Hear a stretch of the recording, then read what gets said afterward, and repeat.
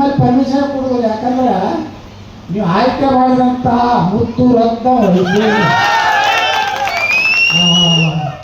ಕರ್ನಾಟಕ ವಿಧಾನಸಭೆದಾಗ ಯಾವ ಬರೀ ಗಿರಿಗಳು 224ರಾಗೆ ಒಂದು ರತ್ನ ಕೊಟ್ಟು ಕಳಿಸಿದ್ರು. ಆ ರತ್ನ ಬಿಜಾಪುರ ಬರ್ತದಪ್ಪ, ನನ್ನ ವಿರುದ್ಧ ನಿಂತಿರ್ತದಪ್ಪ. ಮುಂದಿನ ಸಲ ಡಿಪಾಸಿಟ್ ಚಿಕ್ಕಬಳ್ಳಾಪುರ ಹೋದ್ರೆ ಸಾಕು. ಪುಣ್ಯಾತ್ಮ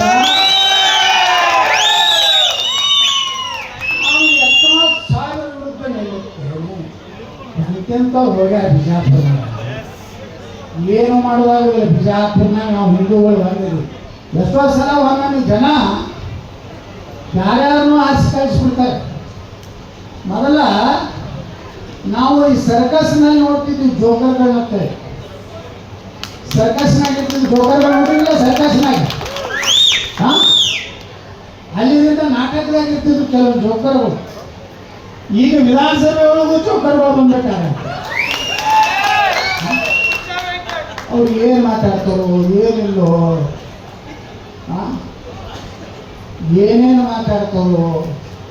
ನಾವು ನೋಡಿದೆ ಇವತ್ತು ರೋಡುಗಳ ಮ್ಯಾಗೆ ಗೊತ್ತಾಯ್ತು ಹೆಂಗೆ ಪರಿಸ್ಥಿತಿ ಚಿಕ್ಕಬಳ್ಳಾಪುರ ಗೊತ್ತು. ನಮ್ಮ ಬಿಜಾಪುರನಾಗ ಬರೀ ನಾನು ಹೆಂಗೆ ರೋಡ್ ಮಾಡೀನಿ. ಬಿಜಾಪುರ ಹೆಂಗೆ ನಮ್ಮದು ಧೂಳಾಪುರ ಐತಿ. ಈ ಭಾಳ ಮಾತಾಡ್ತಾರಲ್ಲ ಟಿ ವಿ ಮುಂದೆ. ಕೆಲವೊಂದು ಮಂದಿ ಟಿ ವಿಯವ್ರನ್ನ ಇಟ್ಕೊಂಡ್ಬಿಟ್ಟಿರ್ತಾರೆ ಫಿಕ್ಸ್ ಗಿರಾಕಿಗಳನ್ನ. ಯಾಕೆ ಇಟ್ಕೊಂಡಿರ್ತಾರೆ ಕೊಡ್ಬೇಕು ಟಿ ವಿಯವರು?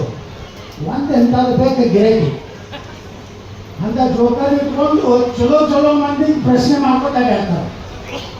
ನಾ ಹೇಳ್ತೇನೆ ಮಾಧ್ಯಮದವರಿಗೆ, ಆ ಜೋಕರ್ ಇಟ್ಕೊಂಡು ನನಗಾಕೆ ಪ್ರತಿಕ್ರಿಯೆ ಕೇಳ್ತೀರಪ್ಪ? ನಿಮ್ಗೆ ಯಾರು ಚಲೋ ಮಂದಿ ಕಾಣಿಸ್ತಾರೆ